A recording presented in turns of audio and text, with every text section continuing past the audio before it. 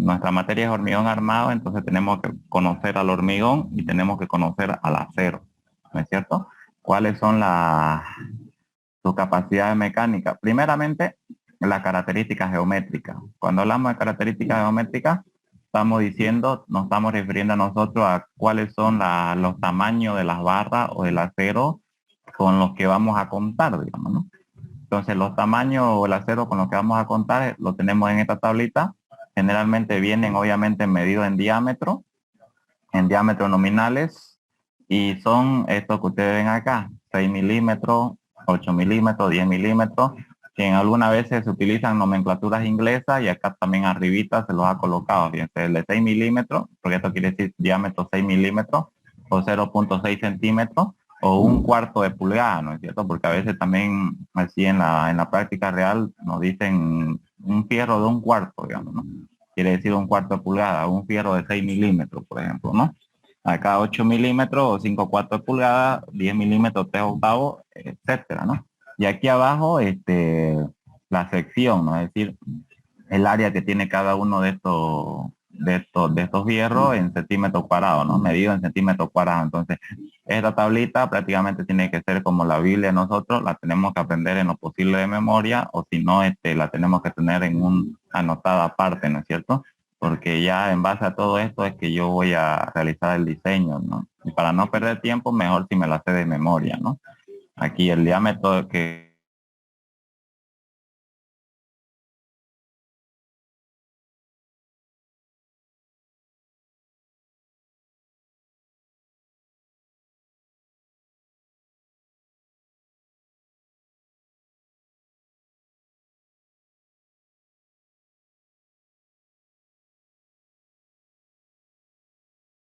Ya se fue.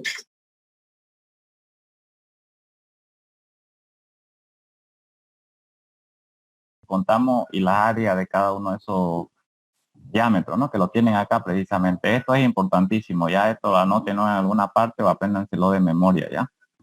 Entonces, otra cosa que ustedes deben conocer, acá obviamente le dice la calidad, de cuáles son los tipos de acero con los que vamos a contar, etcétera, pero algo más importante aún que tenemos que saber son estos que tenemos nosotros acá, las propiedades mecánicas de los materiales. En este caso, necesitamos conocer las propiedades mecánicas del acero. O sea, cuando hablamos de propiedades mecánicas, estamos hablando de la información que nos dice a nosotros de cuál es la aptitud que tiene el material para soportar carga, ¿no es cierto? Es decir, nosotros acá ya lo conocemos al material, porque nosotros diseñamos materiales obviamente para soportar carga, y entonces si yo no conozco cuál es la aptitud que tiene ese material de soportar carga, pues entonces no estoy diseñando de una manera correcta, ¿no? O sea, no estoy sabiendo para qué se está utilizando eso, digamos, ¿no? Es decir, en pocas palabras, es conocer cuál es la resistencia que opone ese material al aplicarse carga, ¿no? Y entonces cuando hablamos de propiedades mecánicas de la barra de acero, obviamente ya saben ustedes que lo que se hace es realizar ensayos para conocer esto, ¿no? Si yo quiero conocer la resistencia de un material, de cualquier material que ustedes tengan, acero, hormigón, cualquiera, digamos, aluminio, lo que tienen que hacer es ensayos de laboratorio, ¿no? Entonces, ¿qué es lo que se hace? Se lleva obviamente al laboratorio probetas de acero, más o menos así como de este tamaño como se indican aquí, o sea, más o menos así como está acá la figura. Así más o menos son las probetitas de acero que se llevan al laboratorio. Y obviamente, como ustedes saben, el acero generalmente lo vamos a someter, porque es para eso que se utiliza, a una carga de tracción o a esfuerzo de tracción. Y es por eso que ese tipo de ensayo es el que se le realiza al acero, ¿no es cierto? El ensayo de tracción, digamos, ¿no? O sea, se le aplica una carga, una fuerza de estiramiento de tracción, y se lo analiza, ¿no? Se lo analiza, se anota los valores de tensiones y deformaciones, ¿no? Y conocemos este gráfico, que es más o menos el gráfico que forma durante todo el proceso de rotura que tiene esta probeta de acero, ¿no? Y vamos anotando los valores, ¿no? Todos los valores que nos interesarían a nosotros, por decir, ¿no? Y uno de esos valores de lectura que nos va a interesar a nosotros son los valores obviamente, de tensión y deformación, es este valor de acá, este valor de aquí que nosotros lo conocemos como la tensión de fluencia. Entonces este valor es un valor muy importante porque prácticamente es el valor que nos va a servir a nosotros para todo el diseño, ¿no? Vamos a trabajar con la resistencia o la tensión a la fluencia que tiene el acero, digamos, ¿no? FY. Que esto va a poder variar, algunos aceros pueden ser de fluencia 5.000 kilos por centímetro cuadrado o 500 megapascal, que es lo mismo, o pueden ser de 4.200 kilos por centímetro cuadrado o 420 megapascal, ¿no? Para la resistencia de las barras de acero que se utilizan acá en hormigón, digamos. Deformación es otro aspecto muy importante también que se analiza en los aceros porque toda la teoría toda la teoría que vamos a ver más adelante, cuando se diseña una sección de hormigón armado, están básicamente fundamentadas en la deformación que tiene este acero, en la deformación que va a adquirir este acero. Entonces la deformación es otro aspecto muy importante en la que se basan las ecuaciones que vamos a ver más adelante que hay que conocer, digamos, ¿no? Y acá nos habla de otra característica, qué pasa cuando hay soldabilidad, cuál es el efecto de la temperatura, etcétera, ¿no? Y aquí está lo que yo le decía, ¿no? Aquí está, fíjense, la garganta estandarizada al acero que se le da normalmente, lo tienen acá ustedes. Y entonces, eso, ¿no? Esto es muy importante conocer. Y otra cosa también que hay que conocer es la propiedad mecánica del material hormigón, ¿no? Porque como esto es hormigón armado, es la combinación de dos materiales, hormigón y armadura. Como ustedes saben, el hormigón es un material que tiene alta resistencia a la compresión, pero tiene baja resistencia a la tracción. Entonces, por consiguiente, para contrarrestar esa poca resistencia a la tracción, lo que se le hace es colocar armadura, ¿no? Por eso es que se lo coloca el refuerzo, el acero que se conoce. Y al hormigón se le realiza un ensayo de compresión, digamos, ¿no? Se lleva, se lleva al laboratorio una probeta de hormigón y se la somete a un ensayo de compresión, ¿no? Así como ustedes ven acá, más o menos esta característica tiene la probeta de hormigón que se le lleva y se la somete a una compresión, una carga de compresión, así. Y también se va anotando toda la lectura de carga y de deformaciones, ¿no? Que adquiere todo el proceso, que describe todo el proceso de carga, ¿no? Que tiene esa probeta de hormigón, digamos. Y entonces la gráfica que dibuja es más o menos esta de acá, fíjense. Aquí nosotros tenemos ensayos de hormigones de diferentes resistencias y más o menos desde una resistencia de 420 kilos por centímetro cuadrado hasta una resistencia, fíjense, de 140 kilos por centímetro cuadrado, ¿no?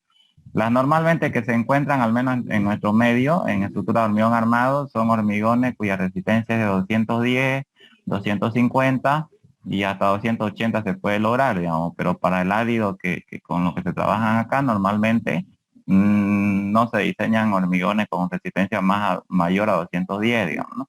Ya si se quiere lograr mayor resistencia, 250, 280, hay que controlar bien, hay que hacer bien el control de calidad de ese hormigón, pues, ¿no? Y además con un árido que sea bien, bien fino, bien duro y cosas que acá casi no se logra o se logra muy poco, digamos, ¿no? Entonces fíjense que esta lectura de acá es la resistencia máxima a compresión que desarrolla el hormigón, que acá nosotros lo vamos a conocer como FC'. Esto es muy importante que se acuerden. FC' es la resistencia máxima a la compresión que tiene el hormigón, ¿ya? Eso es FC'. Porque en el diseño esto ya directamente va a ser todo el problema y tenemos que saber lo que significa. Y es la resistencia máxima que desarrolla ese hormigón, ya antes de proceder a la ruptura. O sea, es su resistencia máxima, digamos. Podríamos decir que es el pico de la curva, ¿ya? O sea, es lo máximo, porque luego de eso ya la resistencia baja y luego viene la falla, digamos, ¿no? Como lo dice la gráfica. Entonces, FC' es la resistencia máxima o es el pico de la curva, ¿no? Lo máximo que puede soportar, digamos, antes de sobrevenir la falla. Ya, entonces, este tema es muy importante, ya más o menos para darnos un vistazo de lo que significa, ¿no? Entonces, la característica de los materiales es uno de los temas más importantes porque ahí ustedes conocen la aptitud que tiene ese material para soportar carga, ¿no? Y bien, entonces la última ayudantía más o menos habíamos visto las combinaciones de carga que me da la normativa, y estas combinaciones de carga a mí me van a servir para básicamente para pillar esto de aquí, digamos. Fíjense que la ecuación general que se tiene que cumplir en cualquier elemento, sea de hormigón armado, sea de acero, o sea, cualquier elemento que sometido a carga, la ecuación general que tiene que cumplir básicamente es esta, digamos. Esta de acá. Donde la resistencia de diseño, o sea, la resistencia que proporciona el material de manera interna, que es la que garantiza que ese material no se va a venir abajo o no se va a romper, tiene que ser mayor o como mínimo igual a la resistencia requerida. Esto de aquí. La resistencia requerida es lo que se requiere por carga, es decir, lo que me da la carga a mí. O sea, que se obtiene haciendo las combinaciones de carga, por eso acá dice U, fíjense, haciendo las combinaciones de carga y determinando los valores mayores de fuerzas internas, momento, cortante, normal, etcétera. Entonces, eso es la resistencia requerida, ¿cierto? Pero siempre se tiene que cumplir esta ecuación, siempre. Y en cada caso se va a tener que proporcionar, ¿no? Sea flexión, corte, compresión, etcétera. Pero la ecuación general es esta, ¿no? Resistencia de diseño, es decir, lo que responde interiormente al material tiene que ser mayor siempre igual a la requerida, que es lo que se requiere por carga, o sea, lo que me genera la carga, ¿no? Que lo tengo con diagrama de esfuerzo y todo eso. Pero esta es la ecuación general. Bien, entonces ustedes me decían que van por la unidad número 5, que es esta básicamente, que aquí, obviamente en esta primera parte, y así va a ser el primer parcial, vamos a ver nosotros lo que viene a ser las vigas sometidas a flexión, ¿no? Vamos a analizar los elementos sometidos a flexión, que son las vigas, ¿no? Básicamente las vigas. Y entonces, para saber qué es lo que sucede, porque al igual que hacíamos con el material acero, con el material hormigón, nosotros queríamos saber de qué manera soportan las cargas de eso, pues lo llevábamos a un ensayo de laboratorio y veíamos de qué manera soportan esos materiales. Lo mismo se hace para una viga de hormigón armado. Aquí una viga de hormigón armado también se puede llevar al laboratorio y hacer un ensayo de carga, ¿no? Y es precisamente esto lo que analiza la unidad número 5. Entonces esta se asume obviamente que es una viga de hormigón armado, o sea que tiene hormigón y armadura, y que se la lleva también a ensayo de laboratorio y se la somete a carga. Seguramente ustedes han visto la máquina que somete, que hace el análisis de flexión, ¿no? a un elemento de viga. En el laboratorio aquí de hormigón de la universidad hay. No sé si alguno de ustedes ha visto ese ensayo, pero hay. Y son así, ¿no? Así como ustedes lo ven acá, son dos aparatos, acá y acá. Se le coloca la probeta. Acá hay dos apoyos en los extremos, obviamente. Y se lo coloca y se le aplica carga con esas dos máquinas, ¿no? Y son cargas puntuales, así como la ven ustedes acá. Ya. Este también es un ensayo a flexión, ¿no es cierto? Y entonces,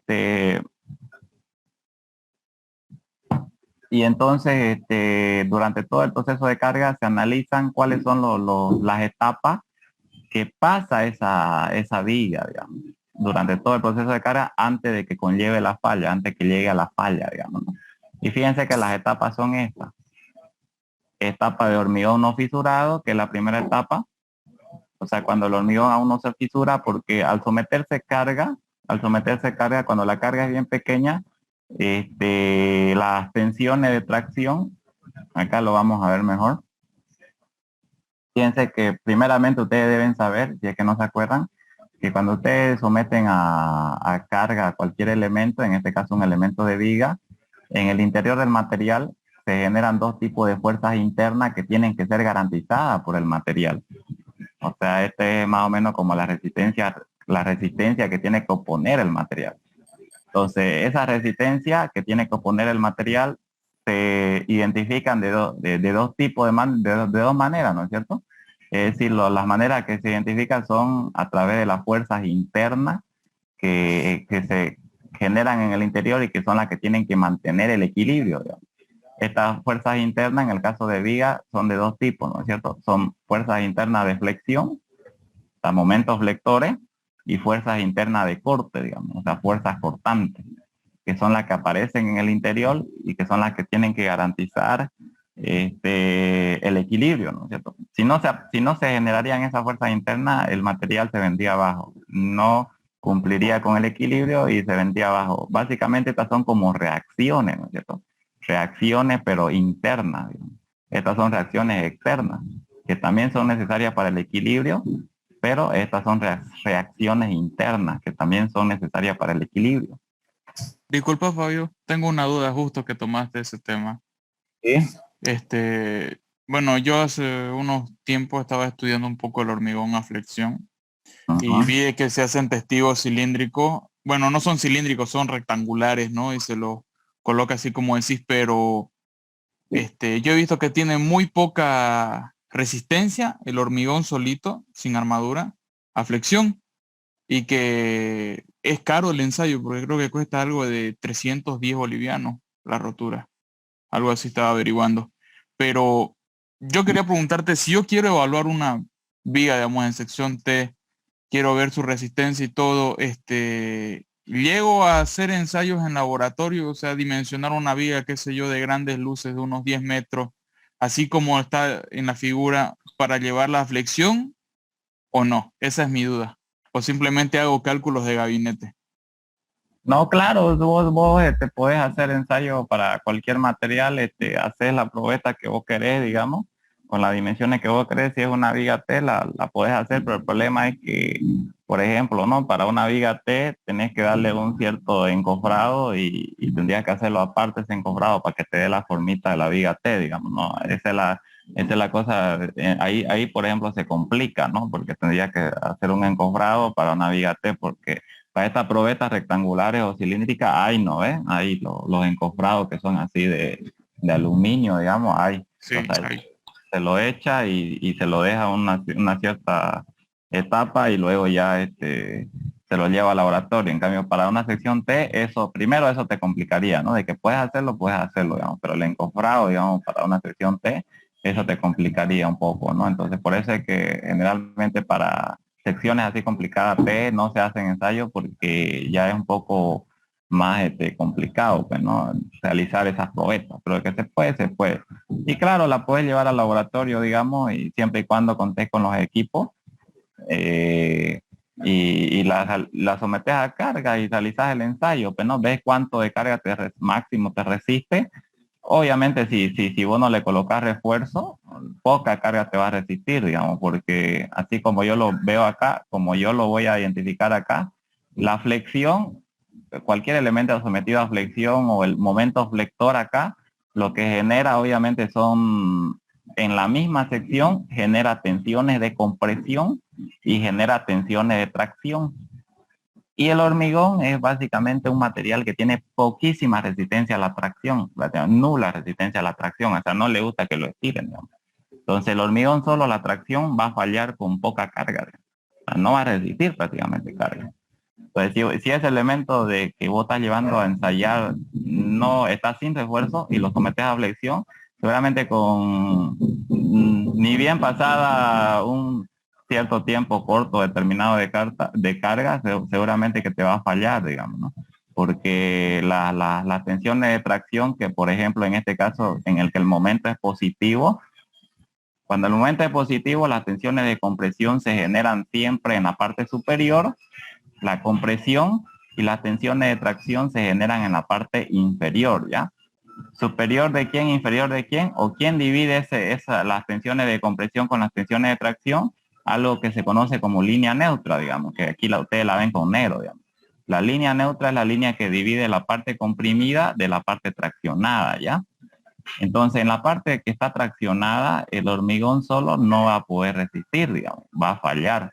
Aquí se van a venir, van a aparecer fisuras así cada vez más prolongadas y ese hormigón va a fallar, se va a venir abajo, ¿no es cierto? Va a conllevar la falla Y es por eso que para evitar eso, nosotros buscamos un mecanismo a través de otro material que resista esa tracción.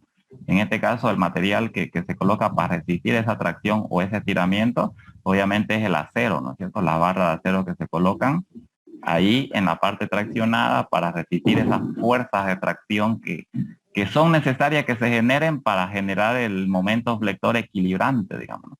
La reacción de momento equilibrante necesaria para resistir las cargas externas, ¿no? Entonces, si vos no le colocas refuerzo y haces tu ensayo a flexión a una viga cualquiera, seguramente que con poca carga te va a fallar, digamos, ¿no? Porque no hay casi resistencia a la tracción y se va a venir abajo, digamos. Pero si vos le colocas refuerzo o barra de acero, te va a durar más y la carga con la que va a fallar va a ser mayor, digamos, ¿no? Pero como te digo, puedes, digamos, llevar una viga T a hacer prueba, pero el encofrado es lo que te va a complicar, digamos, ¿no? Por eso es que normalmente se hacen con secciones comunes, ¿no? Cilíndrica, o sea, redonda o rectangulares, ¿no? Para en este caso, para ensayo a flexión es con una sección rectangular, ¿no? Y eso, ¿no? Y como le decía aquí, fíjense que eso ustedes tienen que tener presente siempre. Para que se genere esta reacción de flexión, que es una reacción que se opone a las cargas externas, tiene que desarrollarse tensiones de compresión y tensiones de tracción en el interior del material, siempre. Esas tensiones de compresión y esas tensiones de tracción están separados por una línea que denominamos como línea neutra. Es la línea que divide la parte comprimida de la parte traccionada. O sea, en pocas palabras, el material tiene que ser capaz de garantizar una fuerza interna de tracción en el lado traccionado y una fuerza interna de compresión en el lado comprimido, que estas son las resultantes de las tensiones, digamos, ¿no? Entre ambas fuerzas, obviamente va a haber una separación siempre, una separación Z, y entre ambas fuerzas, como son fuerzas opuestas y de igual magnitud, porque por equilibrio interno aquí la compresión tiene que ser igual a la tracción, entre ambas fuerzas, esto se denomina, si ustedes tienen fuerza de diferentes sentidos y de igual magnitud porque son iguales, esto se conoce como cupla. Y una cupla genera un momento. Entonces, ese momento que genera esta cupla, la compresión y la tracción, se conoce como momento resistente, digamos. Entonces, ese momento resistente se puede hallar como el producto entre la fuerza de compresión por el brazo Z o la fuerza de tracción por el brazo Z. Entonces, esto es lo que tiene que garantizar el material. Tiene que garantizar que se desarrolla la compresión en el lado que se va a comprimir la sección, obviamente, y la tracción en el lado que se va a traccionar el elemento. Si no se garantiza que se desarrollan estas dos fuerzas y por consiguiente estas dos van a provocar el momento interno resistente o el momento de reacción, entonces el material va a fallar, digamos. Entonces aquí la combinación es que el hormigón trabaja compresión y el acero trabaja tracción. Siempre, esa es la combinación. Hormigón a compresión y acero a tracción, digamos, ¿no? Entonces siempre es lo que ustedes deben saber cuando analizan vigas. Siempre una tracción y una compresión. El lado traccionado del hormigón y el lado traccionado del acero y el lado comprimido el hormigón. Siempre. Entonces fíjense, ¿sí? Sí, disculpe, aprovechando que está hablando eso de la cupla, no sé si me permite un poquito escribir algo. Claro, a ver, espérame, a ver. A ver, puede escribir, ¿no? Escriba nomás, está habilitado. Ya, es que en la última clase el ingeniero explicó algo que la verdad no sé si le habré entendido muy bien. Nos decía, ¿no? Que por ejemplo, si yo tengo aquí un ratito, si yo tengo, por ejemplo, una viga de, ¿Ya está bueno, escribiendo? digamos, sí, te estoy escribiendo. una viga de sección rectangular, por ejemplo, obviamente va a haber una zona comprimida y una zona traccionada, ¿no? Que nos está hablando. La parte traccionada es la que el acero lo resiste y la comprimida es la que el hormigón lo resiste. ¿Mm? Pero el hormigón cuando ya está llegando a la rotura, ¿Ya? su zona comprimida se va reduciendo, ¿no? Se va haciendo cada vez más pequeña. Y ahí Sí. la verdad es que no le entendía muy bien hasta que, bueno, el ingeniero, bueno, lo que le logré entender al ingeniero era de que la zona comprimida se va reduciendo para que la cupla, justamente lo que nos decía, el brazo de palanca sea más grande, ¿no? Y por ende el momento sea también más grande para resistir el momento, digamos, que se incrementa cada vez más hasta llegar a la rotura.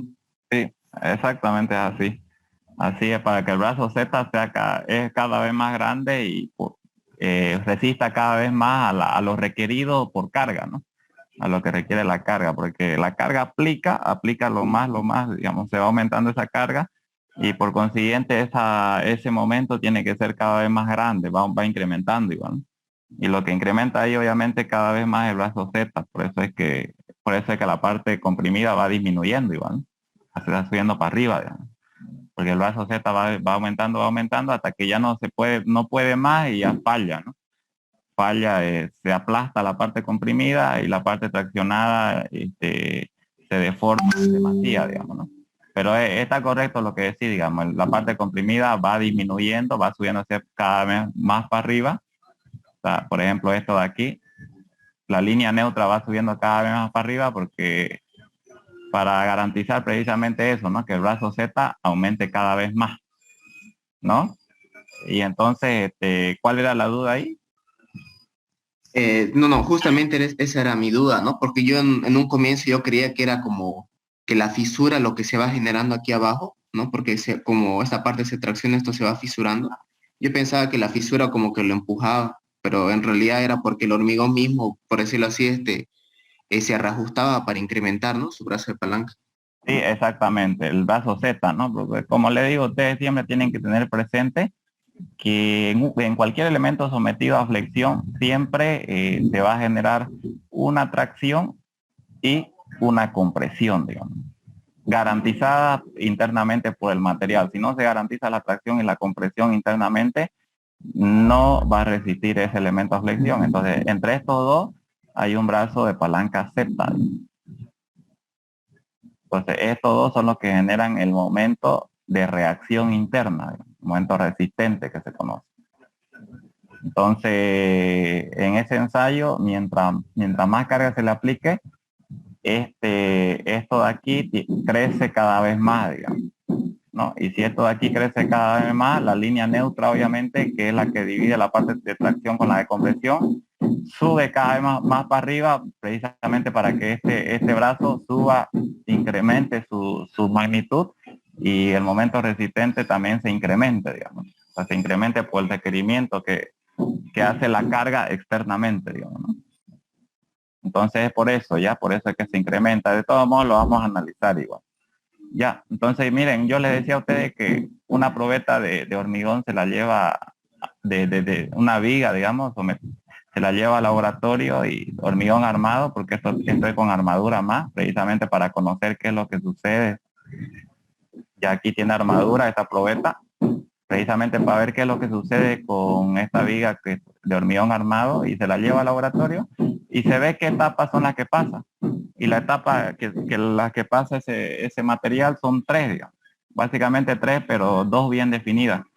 La etapa del hormigón no fisurado, que es para cargas pequeñas, que fíjense que aquí, por ejemplo, en esta etapa, el hormigón aún no se ha fisurado, o sea, ¿qué quiere decir? Que en esta etapa el hormigón aún puede resistir la tracción, o sea, bajo cargas pequeñísimas, digamos, ¿no? Pero puede resistir la tracción, es por eso que acá, por ejemplo, el hormigón está tomando la compresión arriba y la tracción abajo, digamos.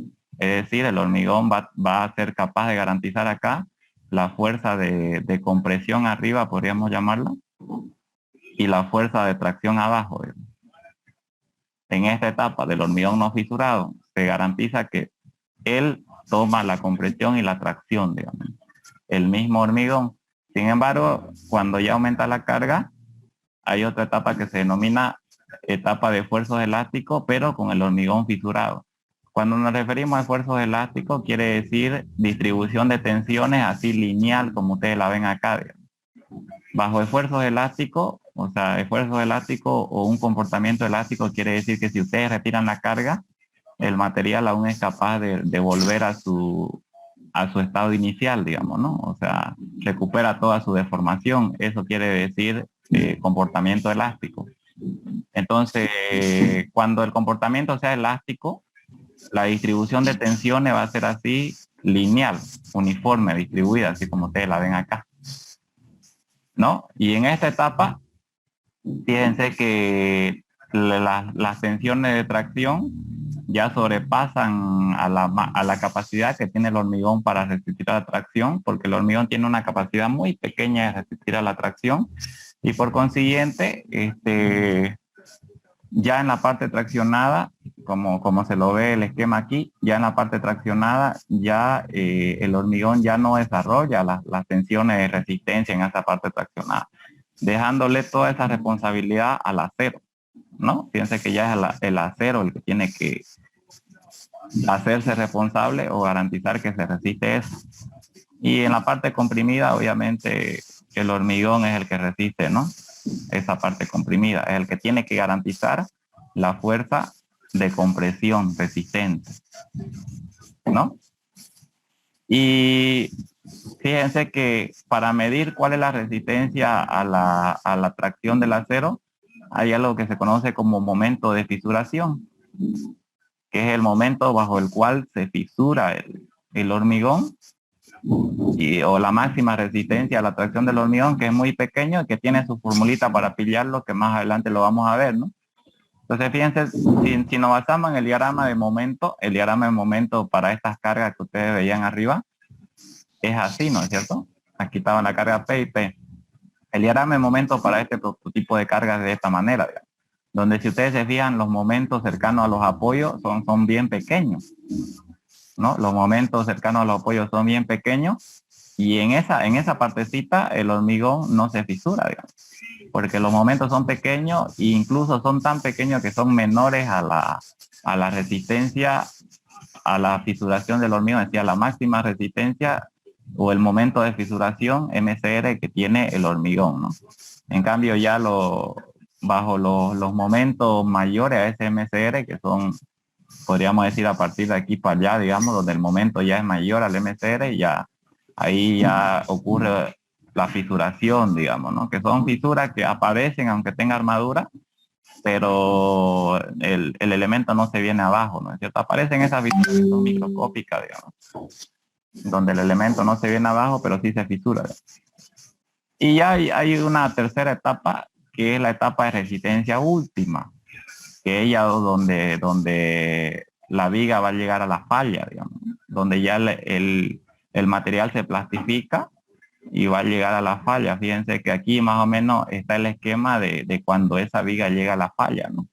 Así como lo decía el compañero, fíjense que la parte comprimida disminuye bastante, digamos, ¿no? La línea neutra, a diferencia de esta etapa de aquí, fíjense que la línea neutra se sube para arriba, digamos, ¿no?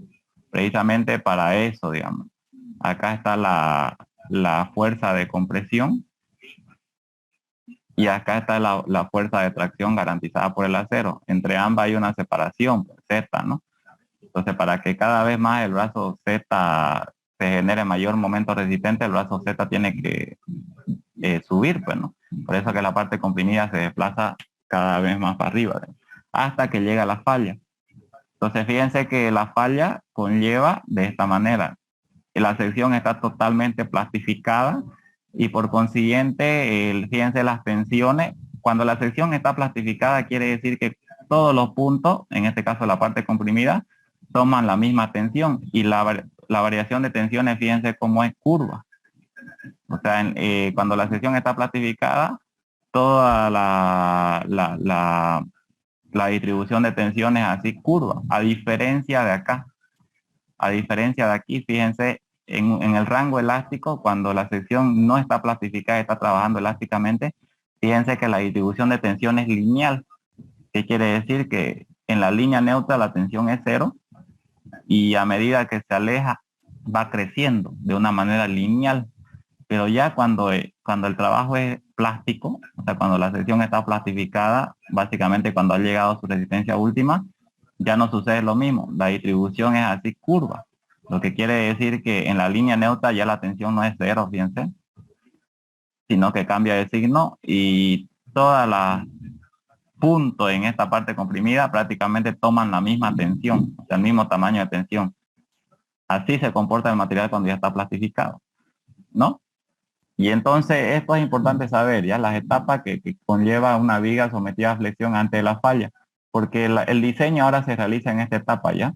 Es decir, los materiales ahora se someten a su máxima capacidad. Y es por eso que las ecuaciones que nos van a servir para el diseño, nosotros las vamos a trabajar en esta etapa de acá, en la etapa de resistencia última. Porque en estos tiempos ya los materiales se someten a su máxima capacidad, o sea, prácticamente al límite. Eso más que todo por economía, ¿no? Para que no den materiales más ligeros, más baratos, etcétera, ¿no? O sea, se aprovecha al máximo el material.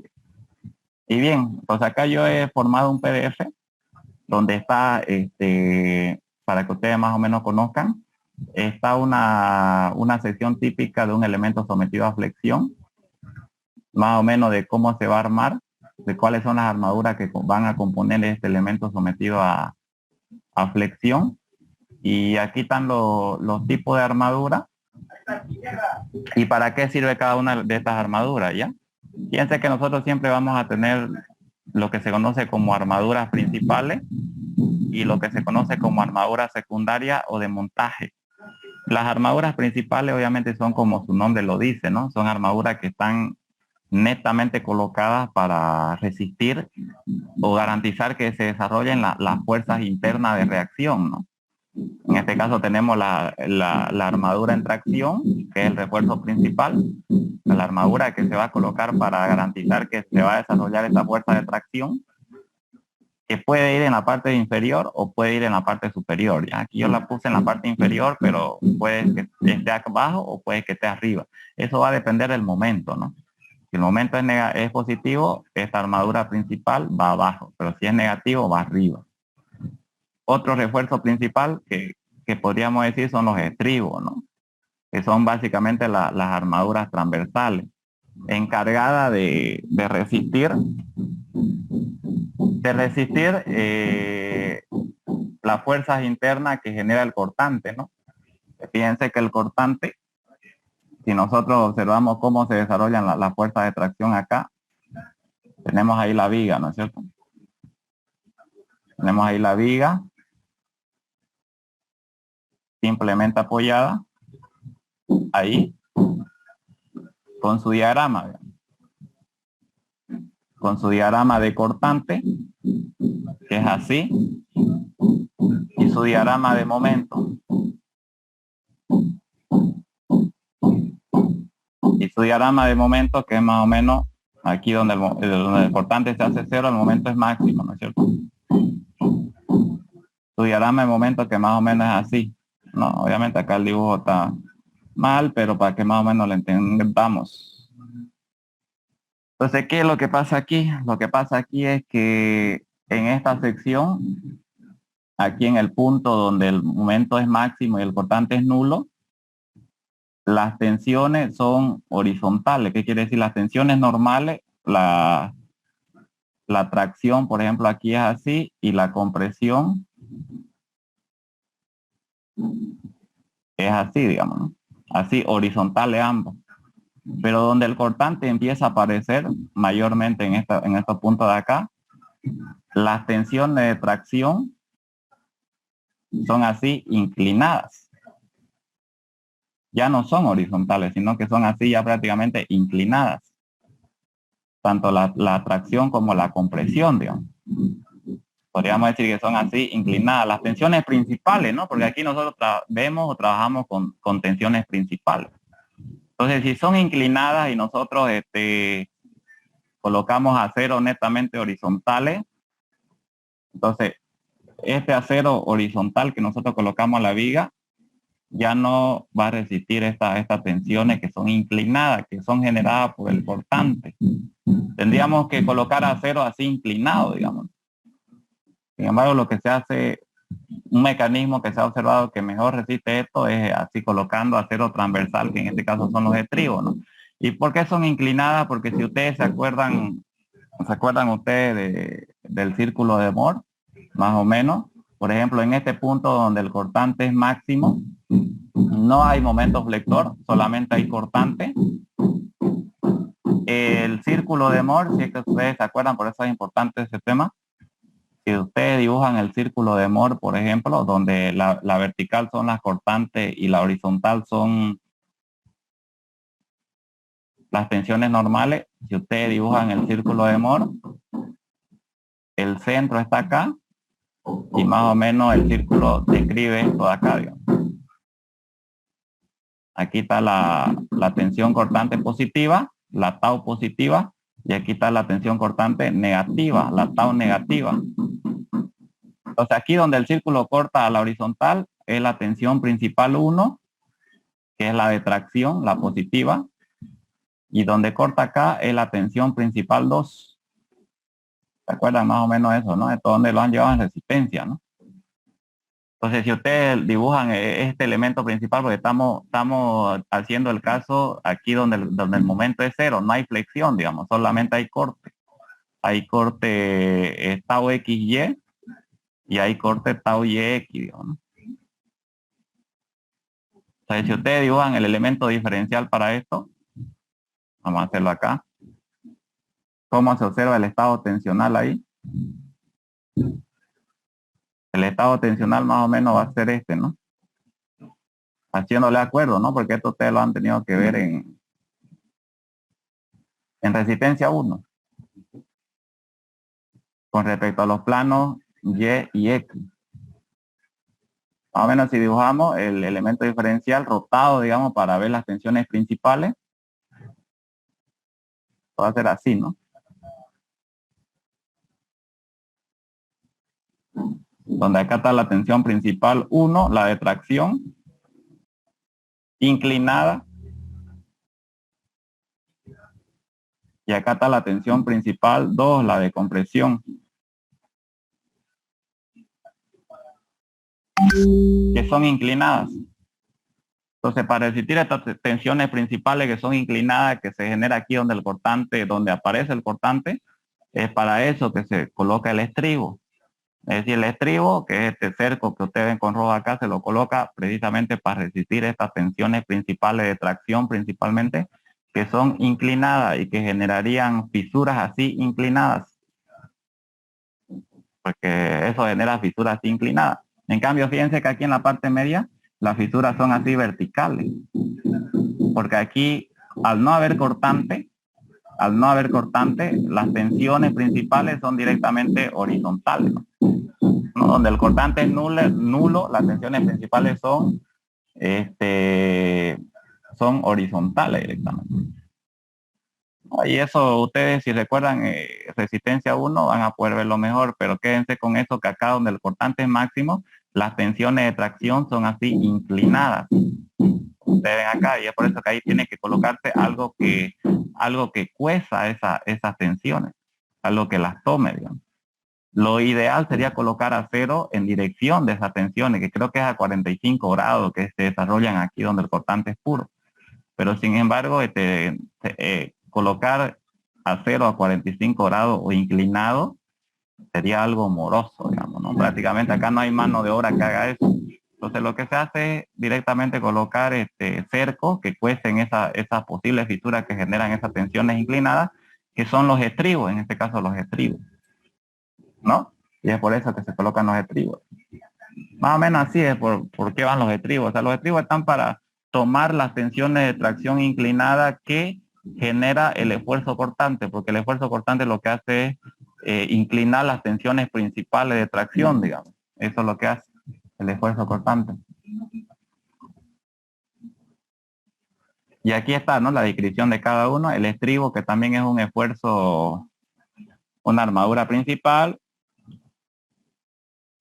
Armadura secundaria, o sea, armadura de montaje, estamos hablando que son armaduras que se colocan por cuestiones constructivas, que toman muy poco esfuerzo, pero que se colocan, por ejemplo, la armadura de percha, que es la que está acá en la parte comprimida, en la zona comprimida, que más o menos se coloca para que el estribo se cuelgue ahí, ¿no?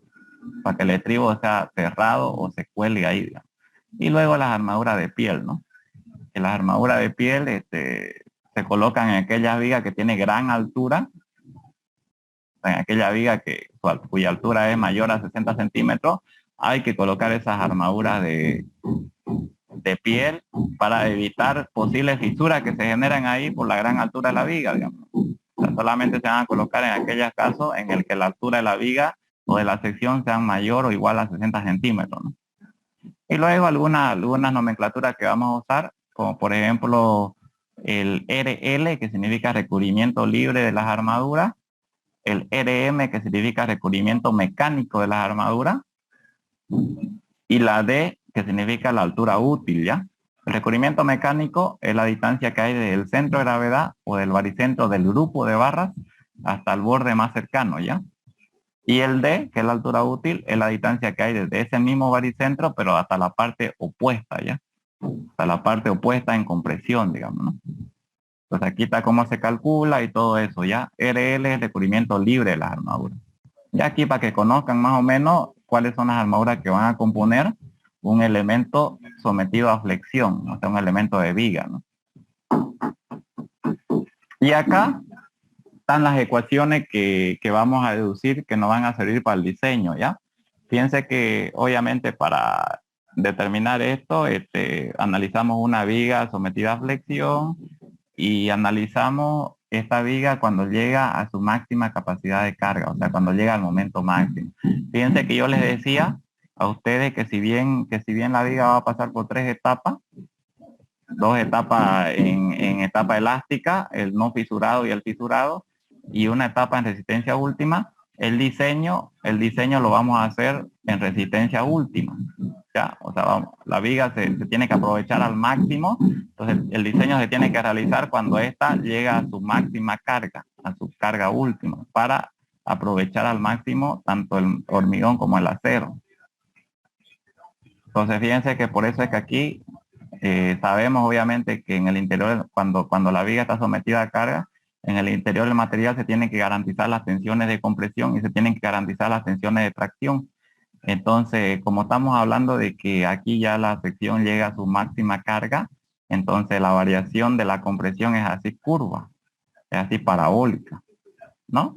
Cuando sucede eso, con una altura de la línea neutra que vamos a denominar como C. C es la altura del eje neutro, ya línea neutra, que es la línea que divide la parte de compresión con la parte de tracción.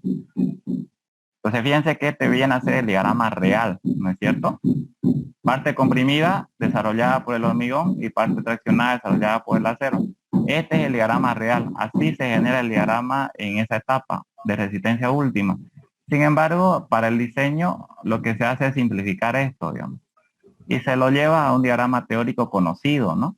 Porque si nosotros trabajáramos con este diagrama, tendríamos que plantear una serie de ecuaciones, de funciones, digamos, la función de una parábola y calcular la resultante de compresión de esto, la resultante de compresión de esto, la fuerza resultante de compresión y luego su ubicación, digamos. Y eso sería algo moroso, tedioso, digamos.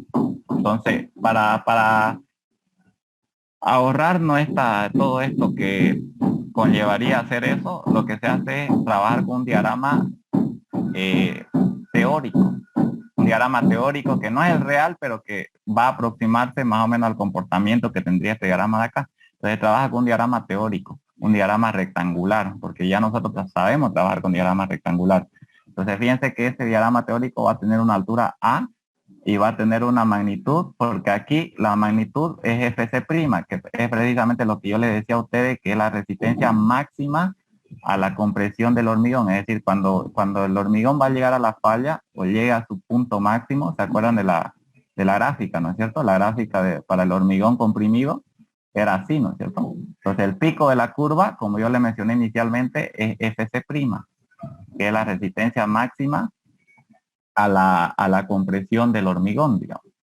Entonces aquí, como ya la sección prácticamente está llegando a la falla, ha llegado a su resistencia máxima, el hormigón llega a FC', es decir, la tensión máxima en esta curva es FC'. Y para el teórico se lo toma como el 85%, la máxima se la toma como el 85% de esta de acá, ¿ya? Por eso es 0.85 FC'. Altura de ese diagrama teórico es A, ¿ya? A, que es un poquito menos que la altura real C de la línea neutra. Es una altura ficticia, digamos. Y también fíjense que la relación entre esta altura ficticia A con la altura C real, digamos, en la línea neutra, es esta de acá. La altura A va a ser beta veces la altura C, donde beta es 0.85. Pero este coeficiente de acá va a depender de la resistencia FC' que tenga el hormigón. Que si no me equivoco, acá no sé qué capítulo les habla a ustedes de eso, creo que es el 5. Si es que no me equivoco es el 5. No es el 5, creo que es el 6, capítulo 6.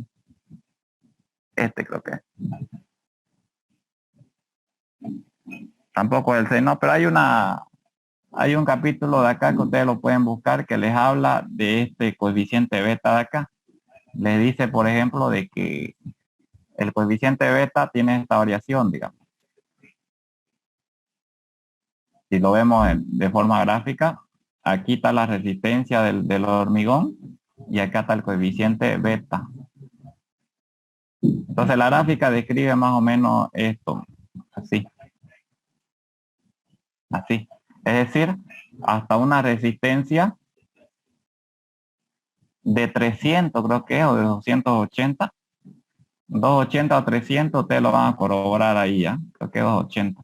Hasta una resistencia de 280 kilos por 300, perdón, ya me acordé, 300. Hasta una resistencia de FC' máxima compresión del hormigón de 300 kilos por centímetro cuadrado, beta vale 0.85. Después de que la resistencia FC' pasa de los 300 hasta un valor de 560, beta disminuye linealmente hasta 0.65. Generalmente nosotros acá vamos a tener hormigones con resistencia nunca mayor a 300, digamos, kilos por centímetro cuadrado. Entonces, generalmente beta para nosotros va a ser 0.85, como ustedes lo ven acá, digamos, ¿no? Pero para que sepan que varía, ¿no? Si tienen resistencia más de 300, ya va a variar eso, digamos. Eso ustedes lo tienen en los apuntes que les ha subido el ingeniero igual. Bien. Entonces, fíjense que también se generan deformaciones, ¿no? También se generan deformaciones. Entonces, fíjense que las deformaciones siempre tienen una variación lineal, así ya. Fíjense, si se generan carga o tensiones, también se van a generar deformaciones. Y como les digo, las deformaciones también tienen una variación así lineal. La deformación máxima en la parte comprimida siempre es 3 por 1000 o 0.3 de la longitud, ¿no? Esto es como si fuera en porcentaje, como yo les expliqué, digamos. Esta de aquí es deformación unitaria. Estas son deformaciones unitarias, ¿ya? Entonces la deformación, cuando ya el hormigón llega a la falla, o está a punto de llegar a la falla, la deformación de falla siempre es 0.003 o 3 por 1000, ¿ya? De la longitud, ¿no? Es decir, esto es como si fuera, si analizamos la deformación, esto es como si fuera 3 por 1000 o 0.03 de la longitud. Esa es su deformación de falla que va a tener ese elemento de hormigón en la parte comprimida, ¿no? 3 por 1000 de la longitud. Esto es la deformación unitaria, ¿no? Se lo coloca como unitaria para generalizar la cosa, ¿no? Y abajo el acero también va a tener una deformación. Que la vamos a denominar deformación unitaria sub S, digamos. Que en todo caso, toda la teoría o todas las ecuaciones que vamos a utilizar a continuación van a estar fundamentadas en la deformación que tenga esta acero. Que vamos a ver más adelante que por cuestiones de seguridad y por normativa, esa deformación jamás debe ser menor a 0.05. Siempre tiene que ser mayor o igual por lo menos a 5 por 1000 o 0.05. por cuestiones de seguridad y que la normativa así nos los exige y que lo vamos a ver más adelante por qué sucede eso. Pero bien, ahora deduzcamos las ecuaciones que nos van a servir para el diseño. Entonces, fíjense que estas ecuaciones que yo voy a deducir acá, ya la tenemos en un formulario. Ya nos hemos facilitado la vida y la tenemos en un formulario, pero es importante saber de dónde salen. Las ecuaciones de diseño que ustedes tienen, es importante saber de dónde salen. Si ustedes saben de dónde salen las ecuaciones que están utilizando para el diseño, muy difícilmente el docente los entrampe en alguna en algún ejercicio, digamos, ¿no? Entonces tienen que saber de dónde salen. Entonces fíjense que para deducir esas ecuaciones tomamos el diagrama, el esquema de tensiones que está acá, y el esquema de tensiones es este, ¿no? La tracción tomada por el acero, donde la fuerza de tracción va a ser igual a la tensión de fluencia por el área de las armaduras, ¿no? Por AS, digamos. Ustedes saben que tensión por área es fuerza, digamos, ¿no? Y para conocer la fuerza de compresión que tiene que ser garantizada por el hormigón, lo mismo, ¿no? Es la resultante de este diagrama de tensión. Hay que multiplicar la tensión a la que está sometida el diagrama este, que es 0.85 Fc', por el área donde actúa esa tensión, que básicamente viene a ser base por altura, ¿no? Porque es un área rectangular, digamos. Entonces la altura es A y la base es la base de la sección, ¿no es cierto? Entonces fíjense que ahí ya tenemos las dos fuerzas, y yo les dije que tienen que ser garantizadas por el material, la compresión y la tracción siempre, y que entre ambas hay un brazo de palanca Z, ¿no es cierto? Donde ese brazo de palanca Z va a ser igual a D, que habíamos visto que es la altura útil, D, que es la distancia desde el centro de gravedad de las armaduras, que es donde se desarrolla la fuerza resultante de tracción tomada por estas armaduras, hasta el borde opuesto, ¿no? Hasta el borde opuesto. Entonces, hasta el borde opuesto en compresión, ese es D, digamos. Y esta resultante en compresión, ustedes saben que actúa en el centro, y entonces, como actúa en el centro y esto es un rectángulo, entonces viene a ser a la mitad de la altura de este rectángulo, ¿no? La altura es A, entonces va a ser A medio. Entonces el brazo de palanca Z va a ser D menos A medio, ¿no es cierto? Y ahí ustedes van a tener el momento resistente que se desarrolla, ¿no? Momento resistente o momento nominal, ¿ya? Es lo mismo. Momento nominal le llaman ya porque es un momento, es una resistencia teórica, ¿ya? Luego ya se le aplica un coeficiente de minoración para garantizar que no ocurran posibles fallas, y ya se le llama resistencia de diseño, digamos. Resistencia nominal es resistencia teórica, y resistencia de diseño ya es con la que se trabaja. Entonces aquí el momento resistente y plantean las ecuaciones de equilibrio. Las ecuaciones de equilibrio son dos. Se tiene que garantizar el equilibrio horizontal, o sea que estas dos sean iguales, compresión igual a la tracción, y aquí tienen una primera fórmula que les sirve a ustedes para el diseño. Reemplazan y ya tienen la primera fórmula. Luego se tiene que garantizar el equilibrio de momento, obviamente que estas dos de acá garanticen el momento resistente, ¿no? O el momento nominal, digamos, que puede ser pillado como C por Z o T por Z, ¿no? O sea, la tracción por Z o la compresión por Z. Y aquí, nada más que aquí me faltó, yo por ejemplo lo tomé en función de la fuerza de compresión, pero aquí me faltó el brazo Z, ¿no?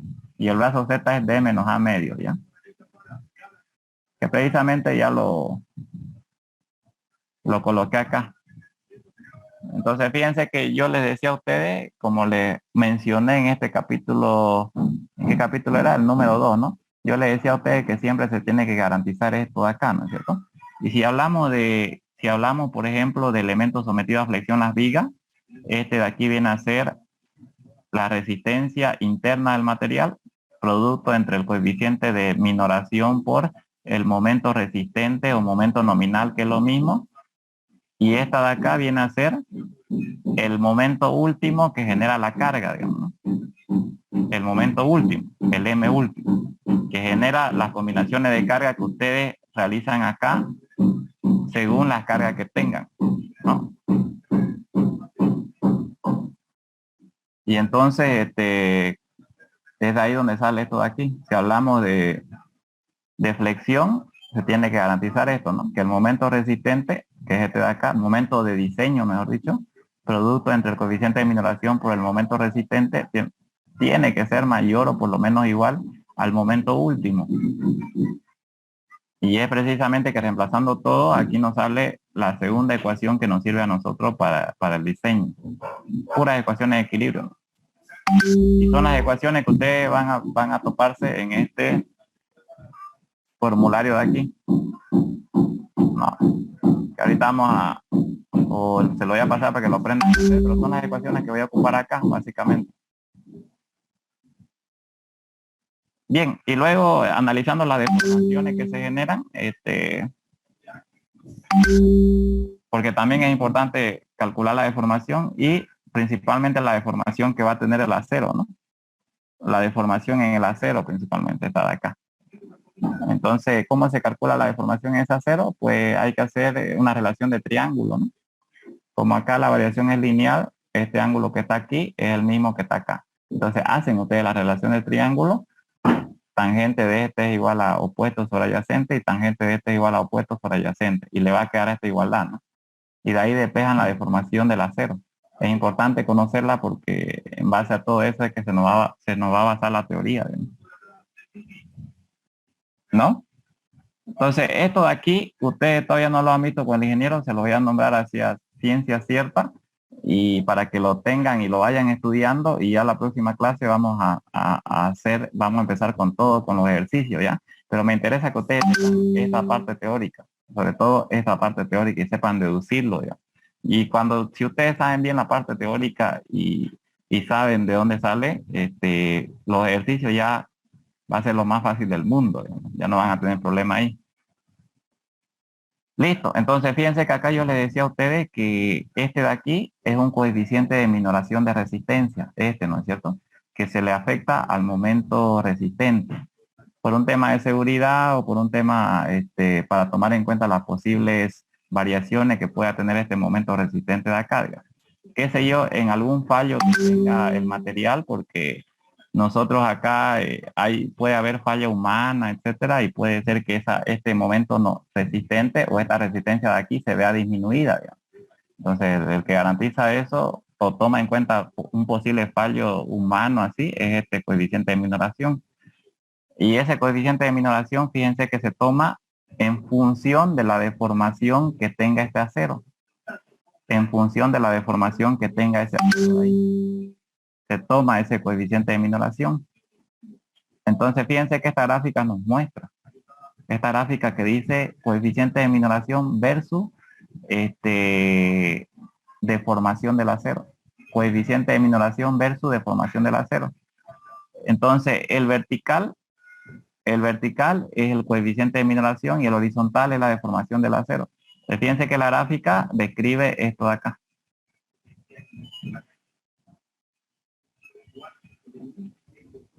¿No? Donde si la deformación del acero es menor a 0.02, el coeficiente de minoración hay que tomarlo como 0.65. Donde si la deformación del acero está entre 0.02 y 0.05, que es hasta aquí, el coeficiente de minoración hay que tomarlo entre 0.65 y 0.9, de acá a acá, ¿no? Donde si es mayor a 0.05 hay que tomarlo como 0.9. Y fíjense que en esos tres rangos, porque son tres, una en esta etapa de acá y otra en esta etapa de acá, hay diferentes zonas que están bien identificadas acá, porque por ejemplo esta de acá es la zona controlada por compresión, donde el material va a tener una falla por compresión, es decir, en esta zona el primero que va a fallar va a ser el hormigón. El primero que se va a venir abajo en esta zona donde la deformación del acero es menor a 0.02 es el hormigón. Entonces, en esta zona la falla va a ser prácticamente sin previo aviso. ¿Qué quiere decir eso? Que el hormigón se va a venir abajo prácticamente sin avisar, digamos. Se va a venir abajo y se va a venir abajo, cosa que no se quiere lograr. Luego, otra etapa es en la etapa que se denomina etapa de transición, digamos, ¿no? En esta etapa de transición, lo mismo. el hormigón se va a venir abajo o el que va a fallar aquí va a ser el hormigón primeramente. Es decir, cuando el que falla primero es el hormigón prácticamente falla sin deformación de aviso. Es decir, se va a venir abajo y se va a venir abajo, digamos. No va, ni siquiera se va a deformar y ni siquiera nos va a avisar que va a fallar. Entonces, qué es lo que sucede aquí? Lo que sucede aquí es que esta zona tampoco se quiere lograr, digamos, ¿no? Y una tercera etapa que viene a ser esta etapa de acá, que es la etapa donde la sección va a fallar por tensión. Eso quiere, o sea, controlada por tensión. ¿Eso qué quiere decir? Obviamente, eso quiere decir que